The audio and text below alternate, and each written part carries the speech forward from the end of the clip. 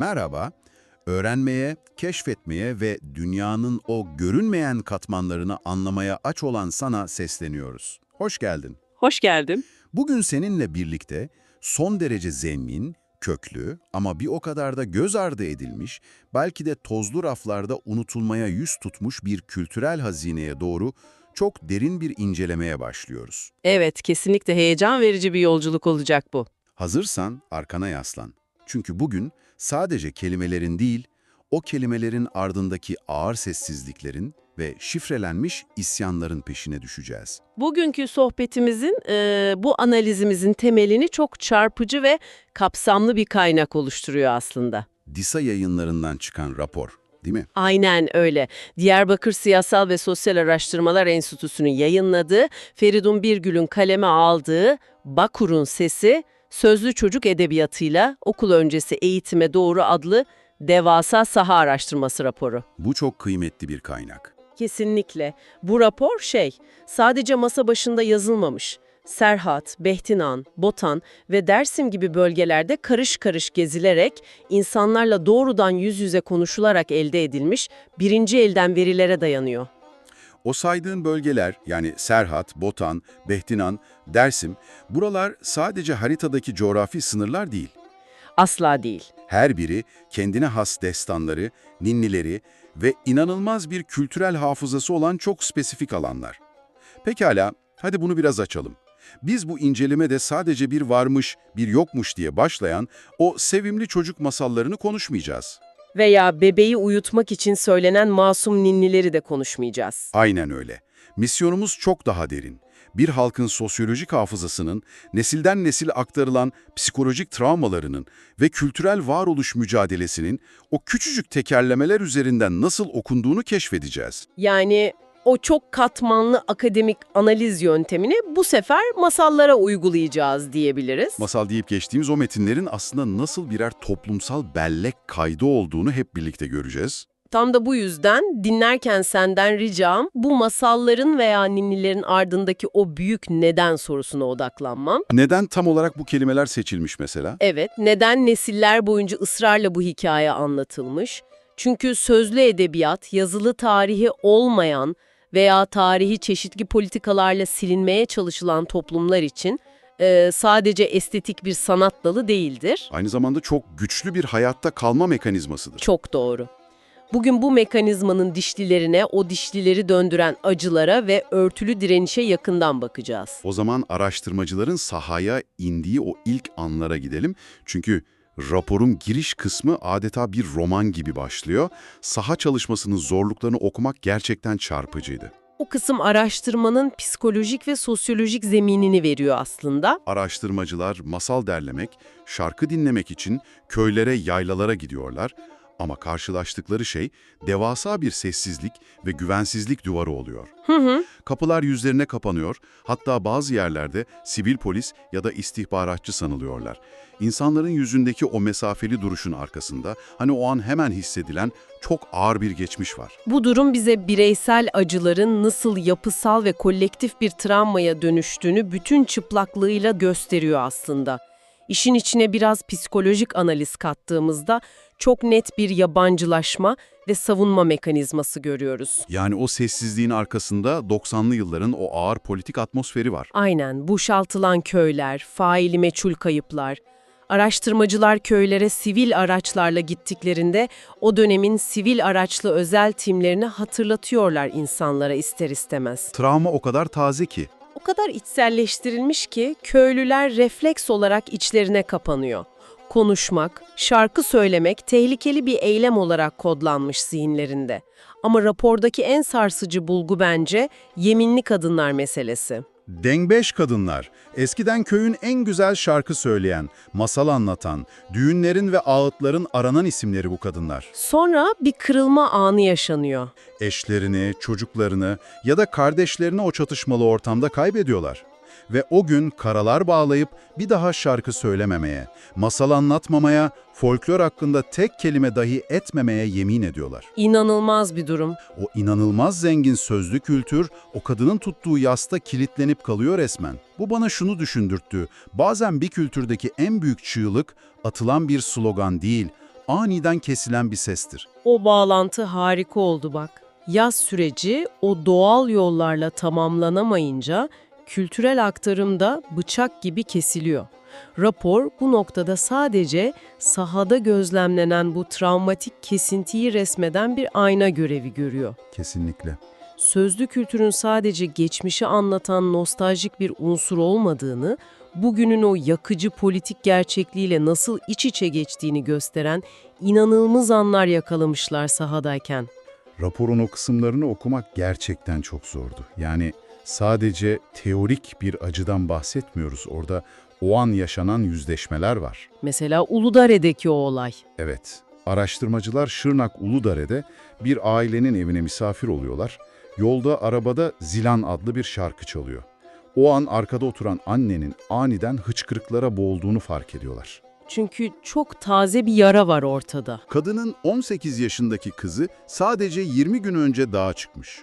Şarkıdaki o "Zilan'ımı öyle süsleyin ki küsmesin" sözleri annenin o kabuk bağlamamış yarasına doğrudan dokunuyor. Benzer bir şey Dersim'de de yaşanıyor. Munzur Vadisi'nin o virajlı sarp yollarında arabayla giderken TB Kayıp Özgürlük şarkısını koyuyorlar. Araştırma ekibine rehberlik eden Seval adında gencecik bir kız var. O da aniden ağlamaya başlıyor. Onun kardeşi de birkaç ay önce örgüt saflarına katılmış ve akıbeti meçhul. İlginç olan şu ki, bu rapor bu hikayeleri aktarırken hiçbir şekilde politik bir duruş sergilemiyor veya o yaşanan çatışmaların ideolojik boyutunu tartışmıyor.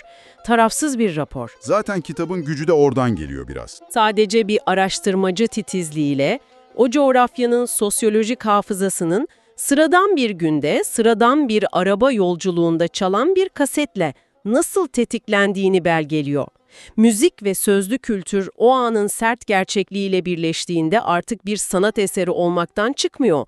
Doğrudan o insanın hayat hikayesine dönüşüyor. Rapor sadece insan zihnindeki değil, mekanların hafızasındaki tahribata da ışık tutuyor. Köy isimlerinin, dağ isimlerinin o orijinal hallerinden koparılıp değiştirilmesi meselesi. O 1000 yıllık bağın koparılması olayı. Raporda çok çarpıcı iki mekan var. Kars-Digor'daki Pekran Köyü ve Van Başkale'deki Hespistan Köyü. Buralarda yıkık, harabe halinde Ermeni kiliseleri var. Araştırmacılar bu kiliselerin durumunu kültürel asimilasyon ve hafıza silme politikalarının fiziksel bir yansıması olarak inceliyor. Gözlemlere göre bu tarihi yapılar sadece zamanın yıpratmasıyla veya doğa olaylarıyla bu hale gelmemiş. Bilinçli bir yıkım var. Bilinçli ve sistematik müdahalelerle tahrip edilmişler. İşin sosyolojik boyutu da şurada, köylüler bu kiliselerin taşlarını söküp kendi evlerinin, ahırlarının duvarlarında kullanmışlar. Bu çok acı bir detay.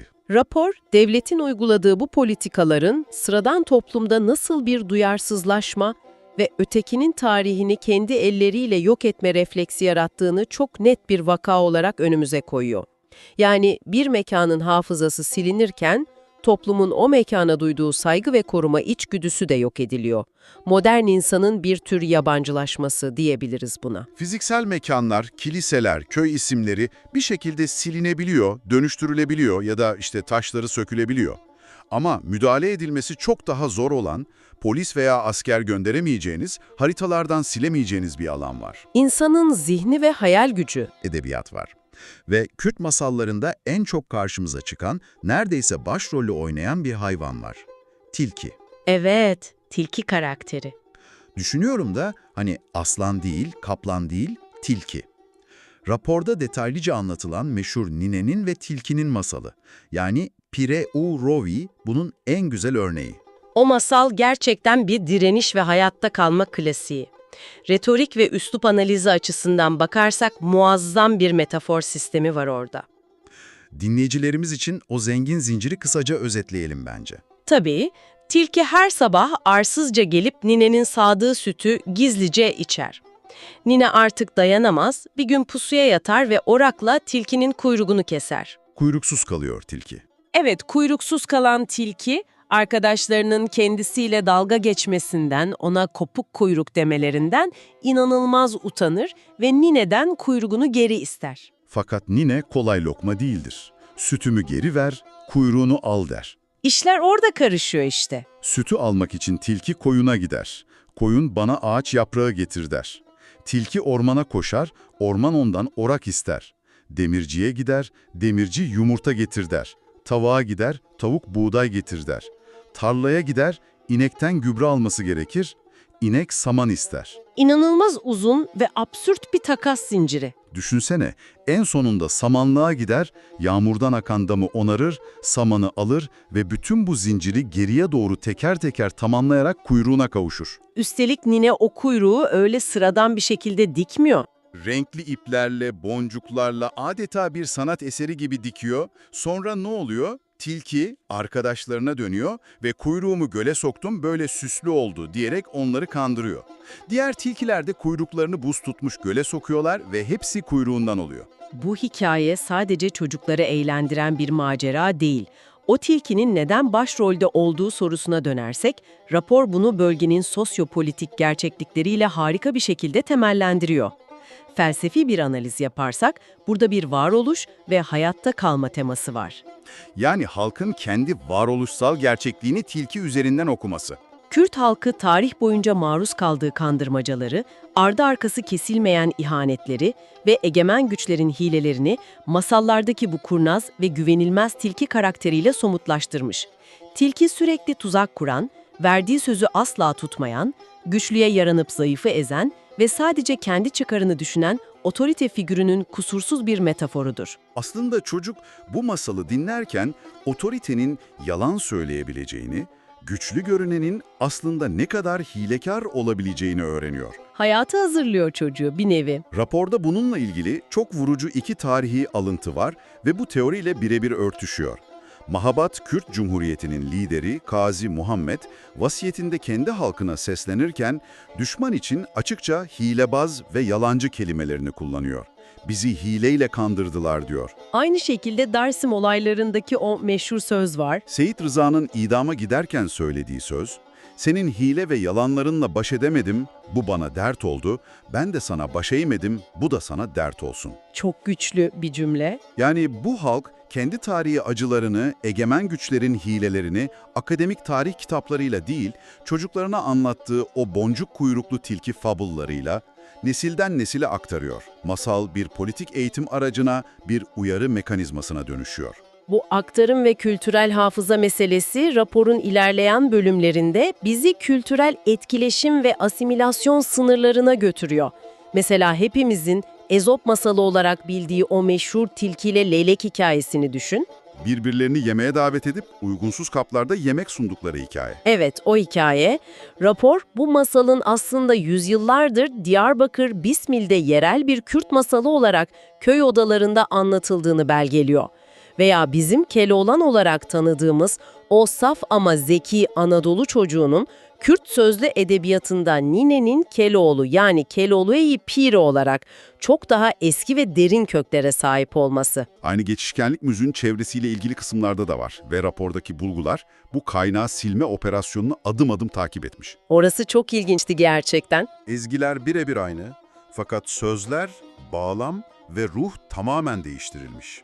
Örneğin Doğu Kürdistanlı sanatçı Hasan Zirek'in 46'da Mahabat Devleti için yazdığı o ağıt niteliğindeki Ey Niştiman şarkısı, O ezgi alınıyor, hiçbir kaynak gösterilmeden tamamen farklı bir ideolojik motivasyonla hepimizin bildiği Ankara'nın taşına bak marşına dönüştürülüyor.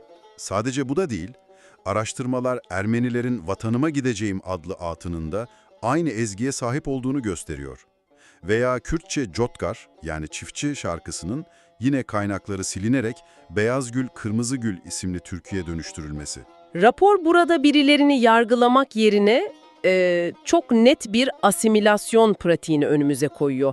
Akademik ve analitik bir dille bunu belgeliyor. Çünkü kültürler arası etkileşim tarih boyunca hep olmuştur. Bu doğal ve besleyicidir. Ama bir ezgiyi alıp onun acı dolu köklerini, yazılış amacını inkar ederek ona yepyeni, üstelik resmi bir ideolojik kimlik giydirmek etkileşim değil, bir asimilasyon politikasıdır. O müziğin temsil ettiği halkın varlığını yok saymaktır. Bütün bu yok sayılma, kimliğin silinmesi ve bastırılmışlık hissi Bizi araştırmanın belki de en sarsıcı, en karanlık ama bir o kadar da filtresiz bölümüne getiriyor. Ninniler ve beddualar kısmı. Evet, Lorik ve Nifir. Çocuk folkloru deyince senin de aklına pamuk şekerler, tatlı melodiler, uçan kuşlar gelir değil mi? Ama bu coğrafyada inanılmaz bir gerçeklik duvarına çarpıyoruz. Kadının o gizli dünyasına, o üstü örtülü diline girmiş oluyoruz. Eğer bu durumu psikolojik bir çerçevede açıklayacak olursak, bu metinler adeta birer psikolojik basınç odası işlevi görüyor. Ataerkil bir toplumda yaşıyorsan ve üstüne bir de sistematik politik bir baskı altındaysan, sesini çıkarabileceğin hiçbir alanın yoktur. Hakkını arayabileceğin bir yer yok. Yok. İşte bu noktada Kürt kadını tüm o çaresizliğini, yaşadığı travmaları, kocasına veya kayınbabasına duyduğu o devasa öfkeyi, gece karanlığında beşiğin başında salladığı çocuğuna söylediği ninniler ve ettiği beddualar aracılığıyla dışa vuruyor. Gerçek hayatta atamadığı o çığlığı ninninin içine saklıyor. Bastırma ve bilinç dışının dışa vurumu tam olarak budur işte. O bedduaları okurken ürperdim.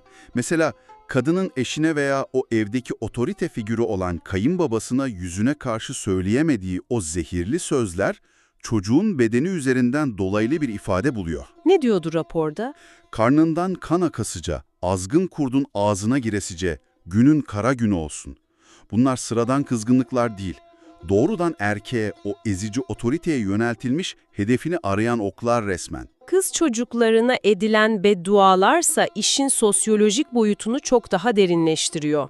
Karnını şişiresice bedduası var mesela raporda.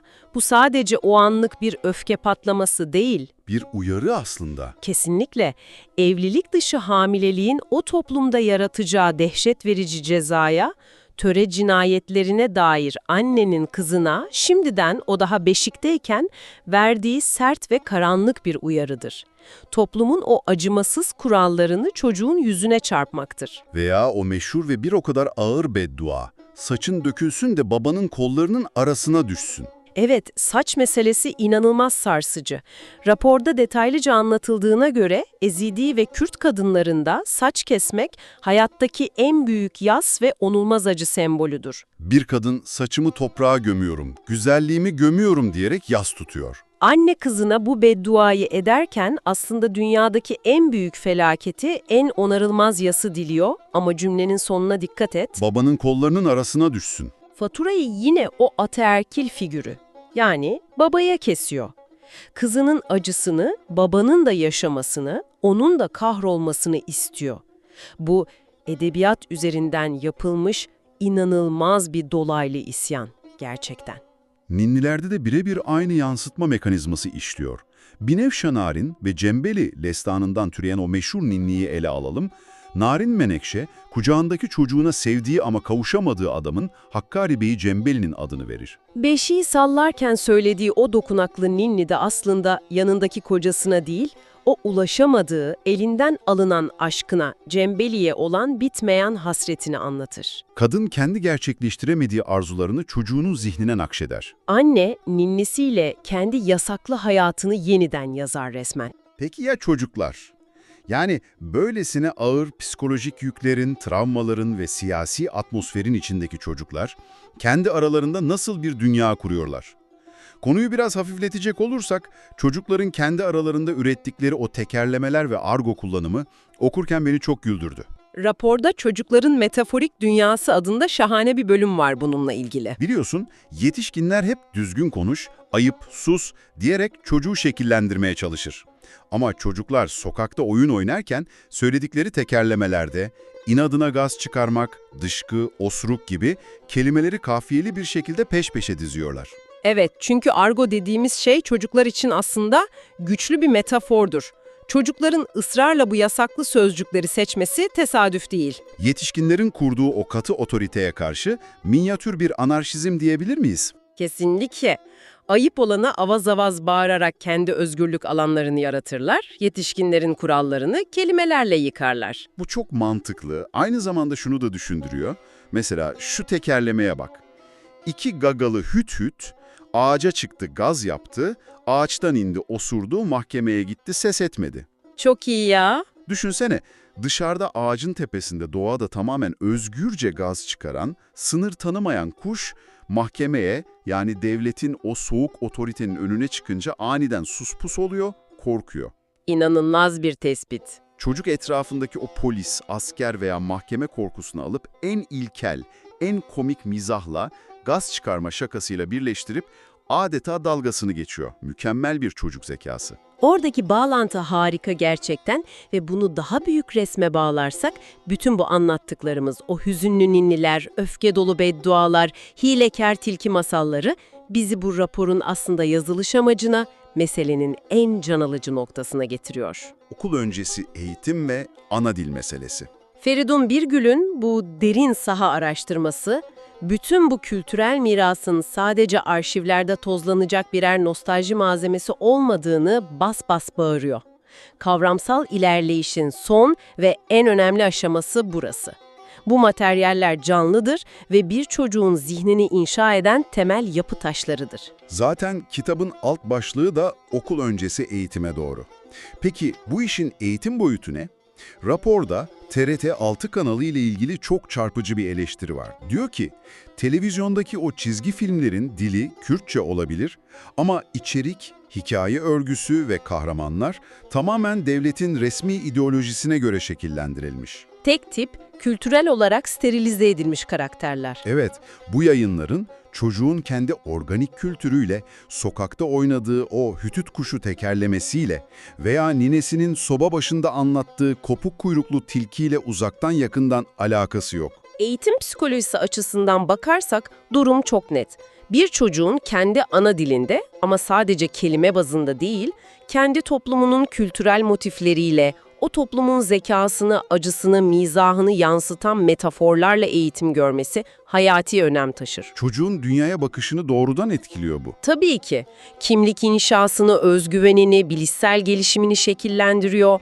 Başka bir kültürün, resmi bir ideolojinin filtrelenmiş masallarıyla kendi evindeki gerçeklikten kopuk bir şekilde büyüyen çocuk, kendi köklerine ve en nihayetinde kendine yabancılaşır. O yabancılaşma hissi çok tehlikeli. Araştırmada zaten okul öncesi eğitimde bu organik, sahadan derlenmiş sözlü edebiyatın müfredata alınmasının lüks değil, bir zorunluluk olduğunu vurguluyor. Dili yaşatmak, çocuğa sadece kelime ezberletmek değil, o kelimelerin içindeki ruhu, o tarihi mirası aktarmaktır. Peki bütün bu incelemenin sonunda bu konu senin için ne anlama geliyor? Sevgili dinleyici, bugünkü kaynaklarımız bize şunu çok net bir şekilde kanıtladı. Bir masal asla ve asla sadece uykuya dalmadan önce dinlenen bir masal değildir. Asla değildir. Bir ninni, bebeği sakinleştirmek için mırıldanılan basit bir melodi değil, aslında baskı altındaki, sesi kısılmış bir annenin politik ve psikolojik manifestosudur. Keloğlan'ından boncuk kuyruklu tilkisine, çocuk argosundan karanlık bedduasına kadar bu kelimeler bir halkın görünmez direniş haritasıdır. Sonuç olarak şunu söyleyebiliriz. Bir kültürün sözlü edebiyatı, o toplumun en filtresiz, en sansürsüz, en dürüst aynasıdır. Bugün gördük ki asimilasyon politikaları, savaşlar ve çatışmalar sadece coğrafi sınırları, haritaları yıkmıyor. Ninnileri de susturuyor. Evet, ninnileri susturuyor, çocukların bilmecelerini de yaralıyor. Ancak ne kadar bastırılırsa bastırılsın o ses, bir dağ köyünde kopuk kuyruklu bir tilkinin inadında ya da hütüt kuşunun komik tekerlemesinde yaşamaya, şekil değiştirerek nesilden nesile akmaya devam ediyor. Bu metnin en büyük umut ve direnç noktası da burası bence. Gerçekten zihin açıcı, sarsıcı ama bir o kadar da büyüleyici bir yolculuktu. Kapatırken sana, yani bütün bu sohbeti dinleyen sana küçük ama derin bir soru bırakmak istiyorum. Şöyle bir kendi geçmişine dönüp baktığında, çocukluğunda, sana büyüklerin, anneannen veya deden tarafından anlatılan ve senin sadece uydurma, masum bir hikaye sandığın o masalların, ninnilerin içinde kim bilir neler gizliydi. Çok güzel bir soru. Gerçekler yatıyor olabilir o hikayelerde. Belki de büyüklerinin anlattığı o anlamsız, garip tekerleme, yıllardır duyulmamış, hapsedilmiş bir çığlığın ta kendisidir, ne dersin? Bu soruyu al ve kendi kelimelerinin izini sür. Bir sonraki sohbetimizde görüşmek üzere, hoşça kal.